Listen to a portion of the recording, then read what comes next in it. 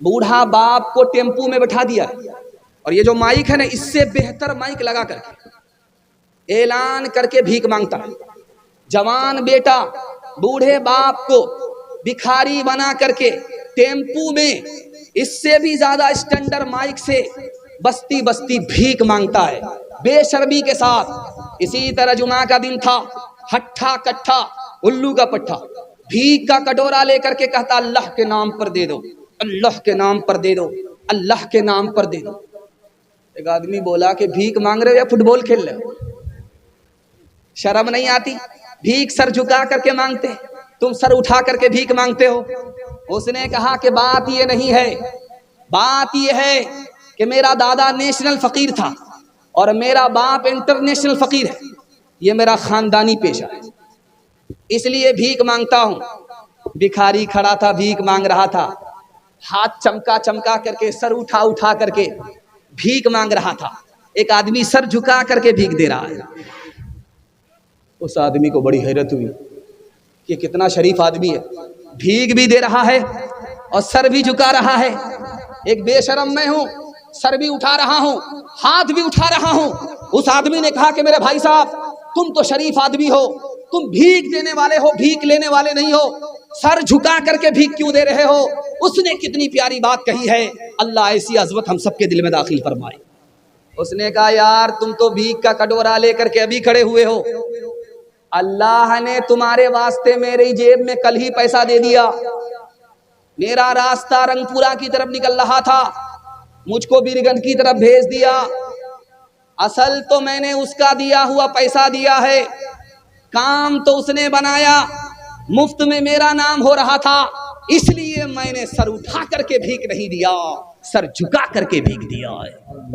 शर्म न हमको आ सकी देख अपने आमाल, शर्म न हमको आ सकी देख अपने आमाल। कभी तो इतना सोचता, कभी तो इतना सोचता, काहे हुआ ज़वाल, काहे हुआ ज़वाल। अल्लाह और रसूल पर है जिसका ईमान, अपने मन की सब करे, अपने मन की सब करे, वो कैसा इंसान, वो कैसा इंसान। गैरों के जैसी है सूरत तुम्हारी, तुम हो मुसलमान नरिया के नारी, तुम हो मुसलमान नरिया के नारी। खतरे में है तेरे, खतरे में है तेरे मजहब की शान। हरे मुसलमान, हरे मुसलमान, हरे मुसलमान, हरे मुसलमान। फिल्मी चलन से तुम्हें दोस्ती है, कौले मोहम्मद से क्यों दुश्मनी है। कासिर खुदा का, कासिर खुदा का यह है इम्तिहान। हरे मुसलमान, हरे मुसलमान। हाथ उठाइए, वादा कीजिए नबी की सुन्नत को ढूंढ ढूंढ करके जिंदा करेंगे इंशाअल्लाह। बीवी से पूछ करके दाढ़ी रखेंगे, हाथ उठाइए इंशाअल्लाह। 3 मिनट के लिए अगर मुझे टाइम मिलता तो जो पैगाम मैं सुनाने के लिए जा रहा हूं वो सुना रहा हूं। अगर आप इसकी हिफाजत कर लेते तो हिंदू मुसलमान दंगा कभी हुआ नहीं है और जिंदगी में कभी नहीं होगा। सुनने के लिए तैयार हैं? एक बार हाथ उठाइए इंशाअल्लाह। दिल मिले या ना मिले, हाथ मिलाएंगे, हाथ उठाइए इंशाअल्लाह। तब तो बड़ा मुश्किल है, तब तो फिर बहुत मुश्किल। आप कन्या के भी मामू हैं, दूल्हा के भी मामू, दोनों तरफ से आप दोनों बन करके आए। ध्यान से सुनिएगा, ज्यादा अगर दायां बायां कीजिएगा जनाजा ही पढ़ा दूंगा। ध्यान से तेजी के साथ निकल जाए। हिंदुस्तान के बहुत बड़े वजीर आजम थे, उनका नाम था मुरारजी भाई देसाई। उन्होंने मुसलमानों से कहा, उन्होंने मुसलमानों से कहा, मुसलमानों मुझे एक इमाम दे दो, मुसलमानों मुझे एक मुअज्जिन दे दो। कहा कि वजीर आजम आप तो हिंदू हो, आपको इमाम की क्या जरूरत है, आपको मुअज्जिन की क्या जरूरत है? मुअज्जिन तो मस्जिद में चाहिए, मुअज्जिन और इमाम तो मस्जिद को चाहिए। आप तो वजीर आजम हो, हिंदू हो, आप इमाम क्यों मांग रहे हो, आप मुअज्जिन क्यों मांग रहे हो? वजीर आजम ने कितना प्यारा जवाब दिया। उन्होंने कहा कि बगल में मंदिर है, बगल में मस्जिद है, मस्जिद का दरवाजा बंद है, मस्जिद का माइक बंद है, मंदिर का दरवाजा खुला हुआ है, मस्जिद का माइक बंद है, मस्जिद में अजान नहीं होती है, अजान देने वाला मुअज्जिन नहीं है, मस्जिद में नमाज नहीं होती है, इमाम नमाज पढ़ाने वाला नहीं है। मेरे दिल को ठेस पहुंचती है। हिंदुस्तान हिंदू मुसलमान दोनों का है और इसकी खूबसूरती में एक तरफ मंदिर है, एक तरफ मस्जिद है। मस्जिद का दरवाजा बंद हो, मंदिर का दरवाजा खुला रहे, ये मुझे गवारा नहीं है। इसलिए मुझे एक मुअज्जिन दे दो, एक इमाम दे दो, तनख्वाह मैं अपनी जेब से अदा करूंगा ताकि इस हिंदुस्तान में मंदिर भी आबाद रहे, खुदा का घर मस्जिद भी आबाद रहे। महात्मा गांधी जी ने हिंदू मुसलमान से खिताब करते हुए कहा कि तुम हिंदू करके हिंदू से मुसलमान से झगड़ते हो और तुम मुसलमान समझ करके हिंदू से झगड़ते हो। याद रखो, मैंने हिंदू से हा को निकाला, मुसलमान से मीम को निकाला। जब हा को मीम से मिलाया तो हम हो गया कि यानी हम हिंदुस्तानी हैं, चाहे हिंदू हो चाहे मुसलमान हो। जब तुम भी हिंदुस्तानी हो, हम भी हिंदुस्तानी हैं, तो हिंदू मुसलमान का फिर झगड़ा कैसा है? तीसरे नमूने को आपकी खिदमत में रखने के लिए जा रहा हूं, इसको बहुत ध्यान से सुनिएगा। कबीर दास जी ने कहा, किसी भी हिंदू समाज के एक आदमी को खड़ा करो, वहां पर मुसलमान को भी ले आओ, मुसलमान से पूछो कि ये दुनिया जाने वाली है, वो बोलेगा जाने वाली है। मुसलमान से पूछो ये दुनिया जाने वाली है, वो बोलेगा हाँ ये दुनिया जाने वाली है। हिंदू से पूछो कि ये दुनिया जाने वाली है, वो भी बोलेगा ये दुनिया जाने वाली है। तो कबीर दास ने कहा कि तुम हिंदू हो, तुम मुसलमान हो, दोनों मानते हो कि ये दुनिया जाने वाली है, तो जाने वाली चीज पर फिर तुम आपस में झगड़ा क्यों करते हो? सुबह का वक्त था, खिड़की खोल करके राजा देख रहा था, मीरगंज के रोड को देख रहा था और दलित समाज का आदमी झाड़ू लगा रहा था। उसने झाड़ू लगाते हुए देखा, उसका काम खराब होने लगा। उसने कहा ये मनहूस है, इसको फांसी पर चढ़ा। जब वो फांसी पर चढ़ने लगा तो उसने कहा कि भाई मुझको फांसी क्यों दे रहे हो? कहा तुम मनहूस हो इसलिए तुमको फांसी पर चढ़ाया जा रहा है। तुमको बादशाह ने देखा, बादशाह का काम बिगड़ने लगा, इसलिए तुमको फांसी पर चढ़ाया जा रहा है। उसने कहा बादशाह से मुलाकात करा दो, मेरी आखिरी ख्वाहिश है, उसके बाद फांसी पर चढ़ा दे। बादशाह के पास लाया गया तो उस गरीब ने बादशाह से पूछा कि मुझको फांसी पर क्यों चढ़ा रहे हो? तो बादशाह ने कहा तुम मनहूस आदमी, इसलिए तुमको फांसी पर चढ़ा रहे। कहा हम मनहूस क्यों हैं? कहा तुम्हारा चेहरा मैंने देखा, मेरा काम बिगड़ने लगा। कहा हुजूर माफ कीजिएगा, मुझसे बड़े मनहूस तो आप हैं। तो बादशाह ने कहा वो कैसे? कहा हुजूर आपने मेरा चेहरा देखा, आपकी जान तो बची हुई है, आपका जहान गया, लेकिन मैंने आपका चेहरा देखा, मेरी तो जान जा रही है। अब फैसला कीजिए कि मनहूस कौन है? का भागा कछो घिर न रहाई, देखत नैन चला जग जाई। क्या भागा कछो घिर न रहाई, देखत नैन चला जग जाई।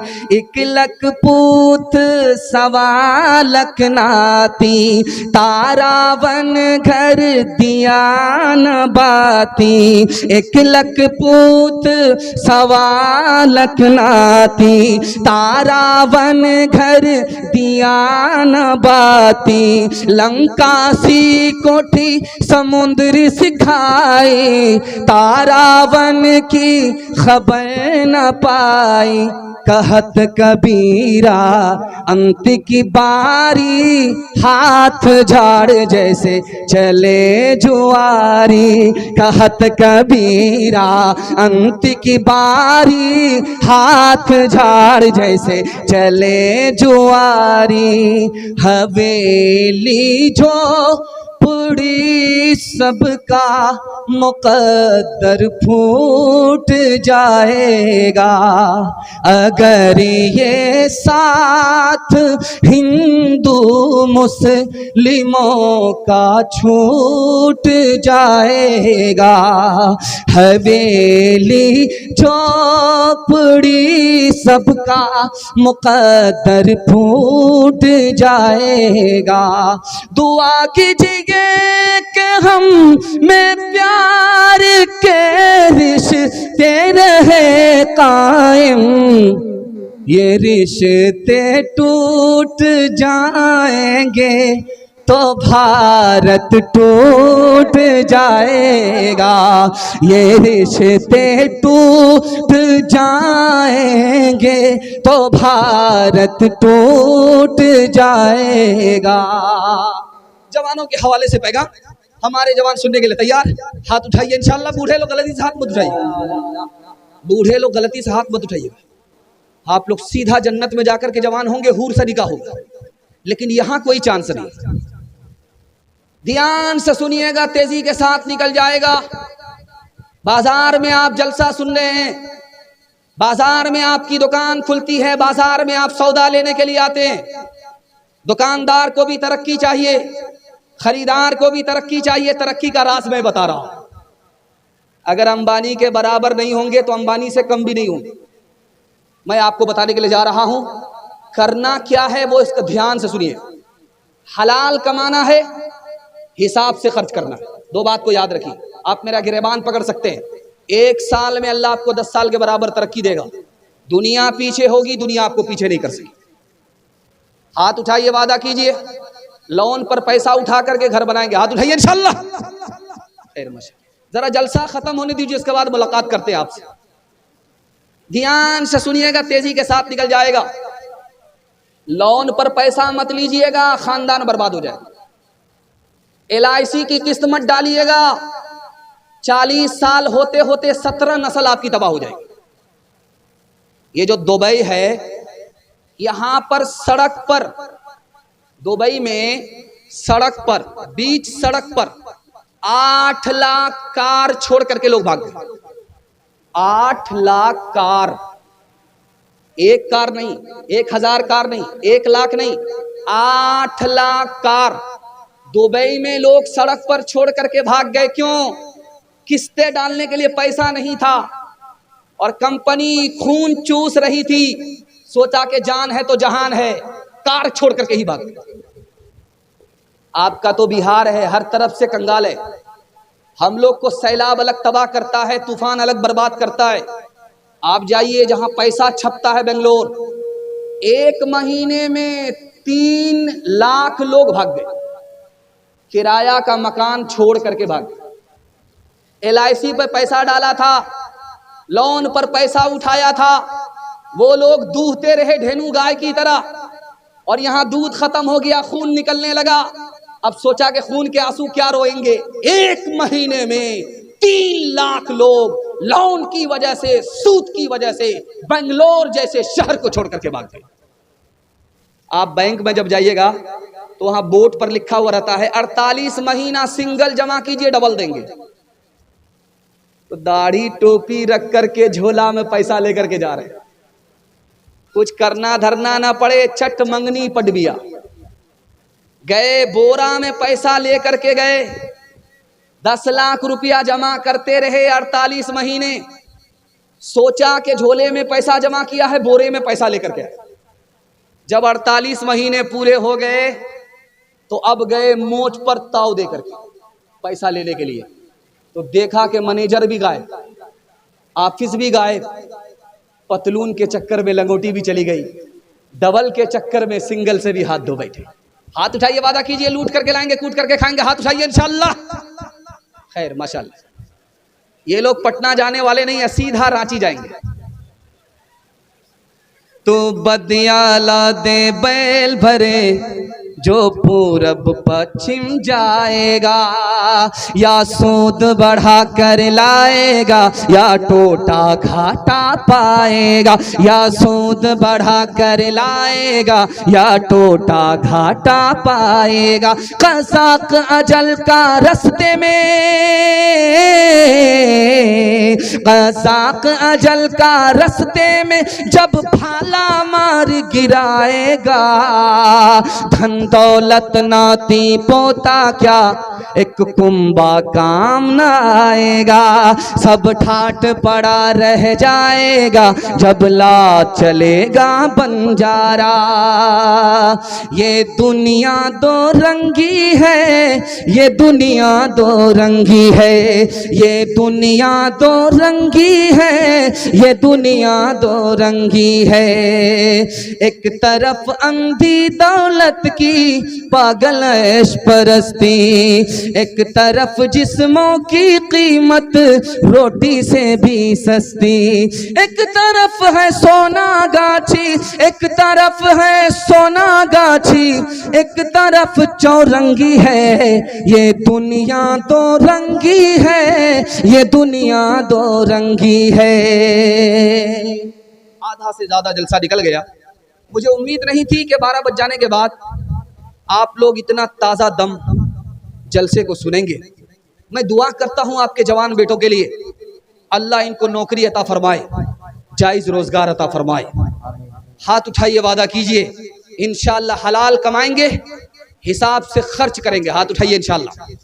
दूसरे को देख कर दिखा करके वलीमा करेंगे। हाथ उठाइए इंशाअल्लाह। खैर माशाअल्लाह।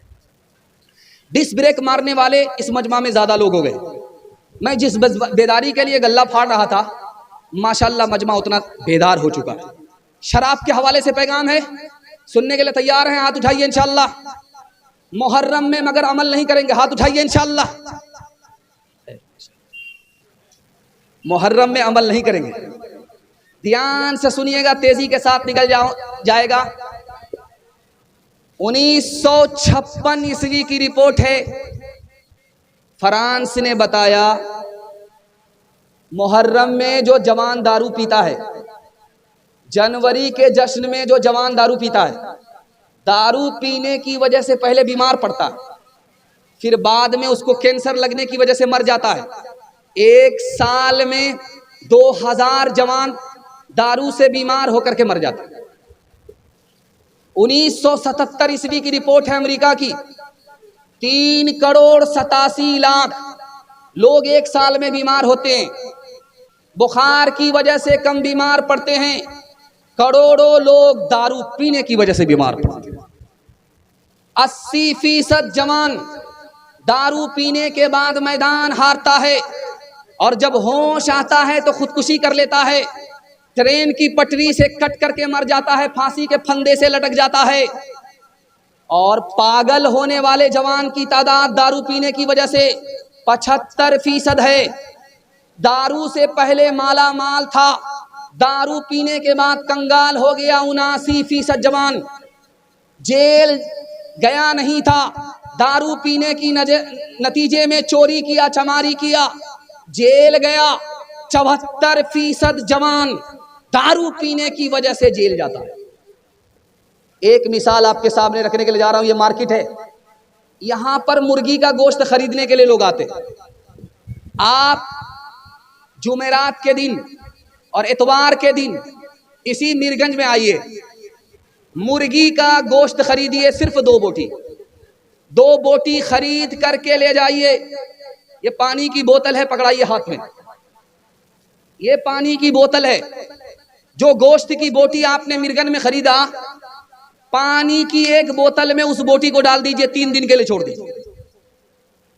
और शराब की एक बोतल खरीद करके लीजिए और दूसरी बोटी जो गोश्त की है, गोश्त का जो टुकड़ा है वो शराब की बोतल में डालिए और 3 दिन के लिए छोड़ दीजिए। 3 दिन के बाद आप देखिएगा, जिस गोश्त के टुकड़े को आपने पानी की बोतल में डाला उसका रंग नहीं बदलेगा, जैसा कल था वैसा आज रहेगा। लेकिन जिस गोश्त के टुकड़े को आपने शराब की बोतल में डाला है, उसको 3 दिन के बाद देखिए, उसका रंग ऐसा बदलेगा जैसे चर्बी का रंग होता है। जब आदमी गिलास शराब पीता है तो दिल के ऊपर चर्बी चढ़ जाती है, सांस रुक जाती है। रुकने के नतीजे में जवान का फेफड़ा काम नहीं करता, सिंगल फेफड़े पर आ जाता है, और शराब पीने के नतीजे में यही जवान दुनिया छोड़ करके चला जाता है। आपके घर में कच्चा अंडा होगा, अब ये जाड़े का मौसम आया है, लोग अंडा उबाल करके खाते। जाड़े का मौसम आ गया, लोग सुबह सवेरे अंडा उबाल करके खाते। कच्चा अंडा तोड़ करके आप शराब के गिलास में डालिए, वो ऐसे पक जाएगा जैसे आग पर अंडा पकता है। कल तजर्बा करके देख लीजिए, शराब के गिलास में आप कच्चा अंडा तोड़ करके डालिए, वो ऐसे टाइट हो जाएगा जैसे चूल्हे पर उबला हुआ अंडा। इससे अंदाजा कीजिए कि शराब के अंदर कितनी आग है। कच्चा अंडा जाता है, पक जाता है, जब गिलास शराब अंदर जाएगी तो अथड़ी का क्या हाल होगा। अल्लाह, अगर शराब से बचना चाहते हैं तो एक काम, सिर्फ एक काम करेंगे, हाथ उठाइए इंशाअल्लाह। डरना नहीं है, 7 खून माफ है। एक काम आपको करना है अगर शराब से बचना है, शराब को अपना दुश्मन समझिए, उसी दिन आपकी शराब छूट जाए। पादरी साहब ने लोगों से कहा, अगर शराब छोड़ना चाहते हो तो शराब को दुश्मन समझो। तो मुरीद खड़ा होकर के बोला, हुजूर कल ही तो आपने कहा था दुश्मन से मोहब्बत करो, आज कह रहे हैं कि दुश्मन से नफरत करो। तो पादरी ने कहा, यार मोहब्बत करने के लिए मैंने कहा है, लेकिन मोहब्बत में निगलने के लिए नहीं कहा है। हाथ उठाइए, वादा कीजिए शराब से खुद भी बचेंगे और अपने पूरे समाज को बचाएंगे। हाथ उठाइए इंशाअल्लाह। कौन मकबूल है, कौन मरदूद है, कौन मकबूल है, कौन मरदूद है, बेखबर क्या खबर तुझे को क्या कौन है। कौन मकबूल है, कौन मरदूद है, कौन मकबूल है, कौन मरदूद है, बेखबर क्या खबर तुझको क्या कौन है। जब तुलेंगे अमल सबके मीज़ान पे, जब तुलेंगे अमल सबके मीज़ान पे, तब खुलेगा कि खोटा खरा कौन है। कौन मकबूल है, कौन मरदूद है।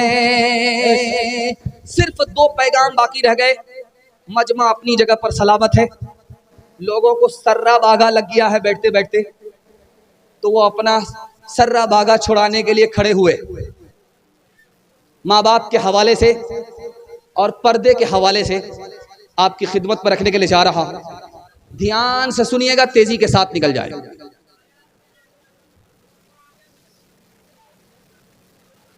ये जो कुर्सी है, इस कुर्सी के नीचे आप घर में देखेंगे तो बिच्छा निकलता है, चौकी हटाएंगे तो बिच्छा निकलता है। उस बिच्छे को जो भी देखता है जूता चप्पल से मारता है।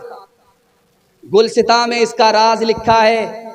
उस बिच्छू ने काटा नहीं है, फिर भी बच्चा भी उसको जूते से मारता है, बूढ़ा भी जूते से मारता है। जानते हैं क्यों? जब वो बिच्छू अपनी माँ के पेट में था, उसकी माँ ने उसको संभाले रखा। जब वो बड़ा हो गया तो अपनी माँ के पेट को फाड़ करके वो बाहर निकल गया।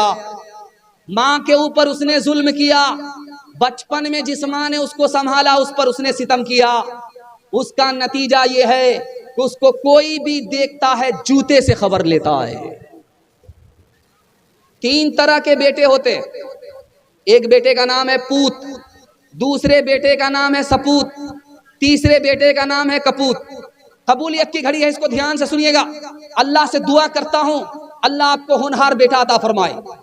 एक बेटा है जो पूत है, माँ बाप ने दौलत बनाया, उसको बचा करके रखा, बढ़ा नहीं सका, ये बेटा पूत है। दूसरा बेटा सपूत है, माँ बाप ने जो दौलत बनाई उसको बचाया भी और उसको बढ़ाया भी। ये सबसे होनहार बेटा है। मैं दुआ करता हूं ऐसा होनहार बेटा सबको अल्लाह अता फरमाए। तीसरा बेटा है जिसका नाम है कपूत। कपूत कौन बेटा है? कबूलियत की घड़ी में पनाह मांगिए। ये नालायक बेटा है। माँ बाप की दौलत को बचा नहीं सका, माँ बाप की दौलत को बढ़ा नहीं सका, माँ बाप की दौलत को दारू में, जुआ में, शराब में बर्बाद कर बैठा। कबूलियत की घड़ी है, दुआ करता हूं अल्लाह ऐसे नालायक बेटे से आपकी हिफाजत फरमाए।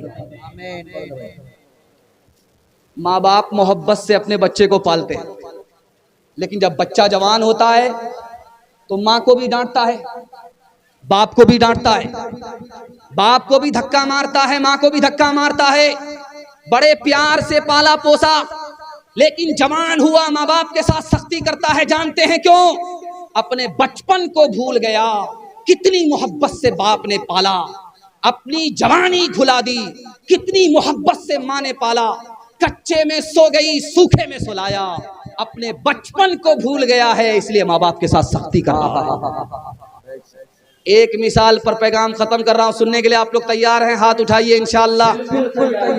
बहन से ज्यादा साली पर मेहरबान होंगे, हाथ उठाइए इंशाअल्लाह। ध्यान से सुनिएगा, चाहे रंगपुरा हो चाहे मिर्गंज हो, जिस लड़की की शादी होती है वो जब ससुराल जाती है तो पहली मर्तबा जल्दी आ जाती है। चाहे एक दिन में आ जाए, चाहे 2 दिन में आ जाए, चाहे 3 दिन में आ जाए, चाहे ये डकेता हो, चाहे ये मिर्गंज हो, चाहे ये जनमुरीद जो बैठा हुआ है बढ़ाड़ा कोठी का ये हो, चाहे मिर्गंज के लोग हों, कहीं के लोग हैं। रिवाज ये है कि लड़की की शादी हुई, मैके से ससुराल गई, 1 दिन में आ गई, 2 दिन में आ गई, 3 दिन में आ गई। लेकिन अब होता क्या है ये सुन करके आपको हैरत होगी। जब पहली मर्तबा लड़की आती है ससुराल से मैके, मोहल्ले की सारी औरत घेर लेती है। सवाल जवाब होता है, बेटी ससुराल से आ रही हो, ससुराल कैसी थी? तो लड़की कहती सुभान अल्लाह। दूसरा सवाल होता है कि ससुर कैसे थे? तो लड़की कहती माशाअल्लाह। तीसरा सवाल होता है कि शौहर कैसे थे? तो लड़की कहती अल्हम्दुलिल्लाह। अब एक औरत कहती है सब फालतू सवाल है, असल सवाल का जवाब दो, तुम्हारी सास कैसी थी? तो कहती अस्तगफिरुल्लाह, ला हौला वला कुव्वता इल्ला बिल्लाह, जल्ले तू जलाल तू उस बला को टाल। माँ को समझ में आ गया मेरी बेटी को सब पसंद है, सास पसंद नहीं है। तो माँ ने कहा बेटी तुम्हारे जवाब से मुझको दुख हुआ। ये बताओ पहली मर्तबा जो ससुराल गई थी कौन लेकर के गई? कहा सास आई थी। 100 लड़की में हमको पसंद किया, 99 को छांटा और मुझको अपने बेटे की बहू बना करके मैके से ससुराल ले आई। अब माँ ने मौके का चौका मारा कि बेटी ये सास का ही एहसान है, इतनी अच्छी ससुराल मिल गई। ये सास का ही एहसान है, इतने अच्छे शौहर मिल गए। ये सास का ही एहसान है, इतनी अच्छी ससुराल मिल गई। बेटी सास बला और मुसीबत नहीं होती, कभी माँ होती है, कभी माँ से बढ़कर होती है। हाथ उठाइए, वादा कीजिए बेटी की तरफदारी में दामाद सीधा जेल जाएगा। हाथ उठा दीजिए इंशाल्लाह। 2-4 आदमी बिल्कुल सही जा रहा है।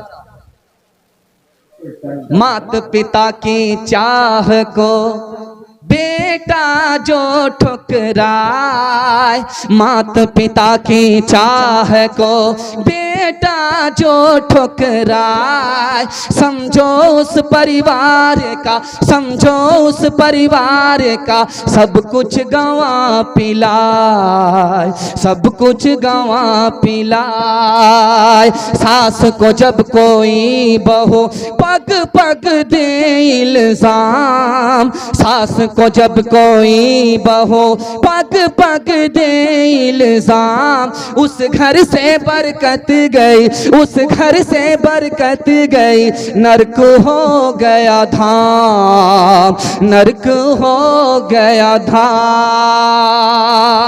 आखिरी पैगाम ज़हमत तमाम आपकी खिदमत में पर्दे के हवाले से पैगाम है, सुनने के लिए तैयार है? जोश के साथ हाथ उठाइए इंशाअल्लाह। बड़ा खूबसूरत जलसा तेजी के साथ निकल गया, अल्लाह जज़ाए खैर दे। जलसा इतना खूबसूरत है, आपकी चमकती भी इतनी पेशानी है। दिल से दुआ करता हूँ अल्लाह आपकी जवान बेटी के लिए गैब से मुनासिब जोड़े का इंतजाम फरमाए।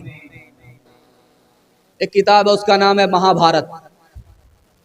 उस किताब में लिखा है जब बाप जवान हो, बेटी जवान हो, तो तन्हाई में ना बैठे।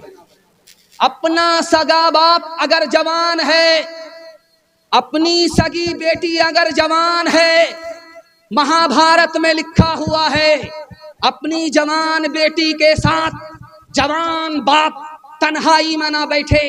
क्या पता बीवी समझकर बेटी ही से जिना कर ले। महाभारत में लिखा हुआ है। एक किताब है, उसका नाम है बरहमा पुराण, विष्णु पुराण। उसमें है कि जमाना इतना बुरा आ रहा है, इतना बुरा आ रहा है, जो औरत घूंघट डाल करके रहती थी वो घूंघट हटा करके मर्दों के सामने बाल को संवारेगी, क्रीम लगाएगी, शर्मो हया का कोई पासो लिहाज नहीं होगा, अपने हुस्न को बेचेगी, गरीब शौहर को लात मार देगी, 7 साल 8 साल की लड़की मां बन जाएगी, 8 और 10 साल का लड़का बाप बन जाएगा। इतना आवारा दौर आ रहा है। एक आखिरी नमूना आपकी खिदमत में रखने के लिए जा रहा हूं। रामायण किताब है, उस किताब में देवर और भाभी का तस्करा है। रामायण में देवर कौन है? लक्ष्मण जी। भाभी कौन है? सीता जी। उस किताब में लिखा हुआ है जब 14 साल का वनवास पूरा हो गया तो घर लौटी भाभी भी, सीता जी, घर लौटी देवर भी, लक्ष्मण जी। अब लोगों ने स्वागत किया, फूल का माला लेकर के लक्ष्मण जी से कहा वो आपकी भाभी जो अपनी आबरू बचा करके आई, रावण से अपनी आबरू बचा करके आई, उसका स्वागत आप कीजिए। ये माला है, जा करके भाभी के गले में डाल करके आइए।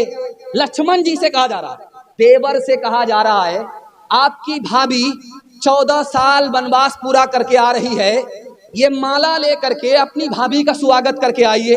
वो भाभी आपकी बैठी हुई है, वहां जाइए और अपने हाथ से स्वागत करके आइए, माला पहना करके आइए। अब लक्ष्मण जी ने, रामायण में लिखा है कि माला पकड़ लिया, 2-4 कदम बढ़ा करके खड़े हो गए, ताक झांक करने लगे। तो लोगों ने कहा क्या हुआ? कहा मेरी भाभी के साथ 4-5 औरत और भी बैठी हुई है। अब 4-5 औरत में मेरी भाभी कौन है मुझे पता ही नहीं। अल्लाह अल्लाह, 14 साल भाभी के साथ रहे हो, भाभी का चेहरा नहीं देखा? कब वो तो घूंघट डाल करके रहती थी, चेहरा कहां नजर आया? चलते हुए सिर्फ मैंने पांव देखा है, चेहरा आज तक नहीं देखा है।